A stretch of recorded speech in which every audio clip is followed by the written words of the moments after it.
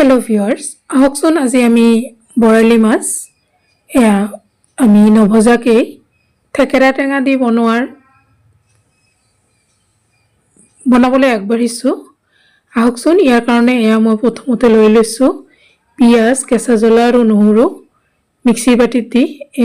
মই পানী অকমান দি পেষ্ট কৰিবলৈ দি দিছো থেকেৰা টেঙা হয় লৈ লৈছো এইখিনিক ভালকৈ ধুই সাফা কৰি লৈ লৈছো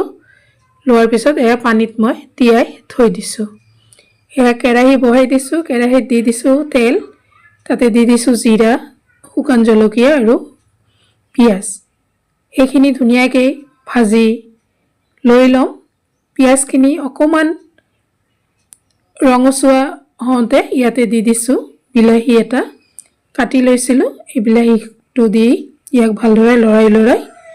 ভাজি লৈ লওঁ আঞ্জাখনৰ জোখৰে এচামুচ নিমখ দি দিছো আৰু বিলাহীখিনি লেৰেলি যোৱাত সোনকালে হ'ব সেইকাৰণে দি দিছো বিলাহীখিনি মোৰ সম্পূৰ্ণকৈ গলি গৈছে দি দিছো মই ধনিয়া গুৰি এচামুচ হালধি গুৰি এচামুচ শুকান জলকীয়া গুৰি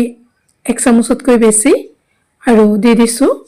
জিৰা গুৰি হাফ চামুচ এইখিনি দি ধুনীয়াকৈ লৰাই লৈ লৈছো আৰু পেষ্ট বনাই লোৱা পিয়াজ জলকীয়া আৰু নহৰুখিনিও ইয়াতে দি ভালদৰে মই ভাজি লৈ আছো ভালদৰে লৰাই ইয়াক ভাজি লৈ লম মছলাখিনি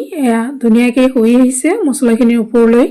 তেল ওপঙি উঠিছে ইয়াক লৰাই দি দিছো আৰু মাছখিনি ঢালি দি দিছো আৰু মছলাৰ সৈতে ইয়াক ভালদৰে লৰাই মিলাই দি আছো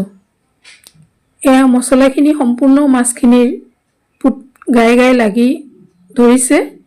আৰু এতিয়া মই মছলাখিনি চাৰিওফালে ভালদৰে মাছখিনিৰ ওপৰত দি ঢাকি দি দিছো 2 মিনিট মান পিছত ঢাকনাখন খুলি দিছো আৰু ইয়াক মই কেৰাহীৰ সৈতে লৰাই দি দিছো দিয়াৰ পিছত মই উতলা পানী 1 কাপ দি দিছো মাছখিনিত আৰু মাছখিনি কেৰাহীৰ সৈতে আৰু আকৌ এবাৰ লৰাই ইয়াক ধুনীয়াকৈ ঢাকনা মাৰি দি দিম ঢাকনা মাৰি দিয়াৰ পিছত সব জুলখিনি সম্পূৰ্ণকৈ শুকাই আহিছে তাতে মই থেকেৰা টেঙাখিনি দি দিছো দিয়াৰ পিছত এইখিনি ধুনীয়াকৈ চাৰিওফালে বহলাই দিছো আৰু টেঙাটো যদি বেছি আপোনালোকে খাব বিচাৰে তেতিয়াহলে থেকেৰা টেঙাৰ পৰিমাণটো আৰু অলপ বঢ়াই দিব পাৰিব মই অলপ মজলীয়া টাইপৰ টেঙা বনাম কাৰণে ইয়াত থেকেৰা টেঙা অকমান কমাই দিছো এইখিনি দি আকৌ এবাৰ লৰাই দি ইয়াক এনেকৈ হ'বলৈ দি দিছো এনেকৈ 3 মিনিট মান হৈ যাওঁতে ইয়াতে এতিয়া মই জুলৰ কাৰণে পানী দি দিম গৰম পানী দি দিছো দি ইয়াক হ'বলৈ দি দিম চাৰিওফালৰ মছলাখিনি অকমান পানীত ভালদৰে মিলাই দি দিছো দি মাছখিনি মই লৰাই দিয়া নাই ঢাকনাখন মাৰি দিছো ঢাকনা মাৰি দিয়াৰ পিছত মই প্ৰায় 4 মিনিট মান পিছত ঢাকনাখন খুলি দিছো দিয়াৰ পিছত মাছখিনি ধুনীয়াকৈ এবাৰ লৰাই দি দিছো যাতে ই ভাঙি নাযায় তাৰ কাৰণে খুব লাহে দি দিছো আৰু ই অকনো ভাঙি নোযোৱাকৈ ধুনীয়াকৈ হৈ গৈছে অকমান এনেকৈ বহাই থৈ তাতে মই ধনিয়া পাত অলপ কাটি দি দিছো ধনিয়া পাত দি ইয়াক হ'বলৈ দি থৈছো ধুনীয়াকৈ হৈ আছে আৰু জুলখিনি ধুনীয়াকৈ যথেষ্টখিনি কমি গৈছে আৰু ই ধুনীয়া থুপথুপিয়া হৈ আহি আছে আৰু জুলখিনি যথেষ্ট ধুনীয়া হৈছে এতিয়া ইয়াক মই নমাই লৈ লম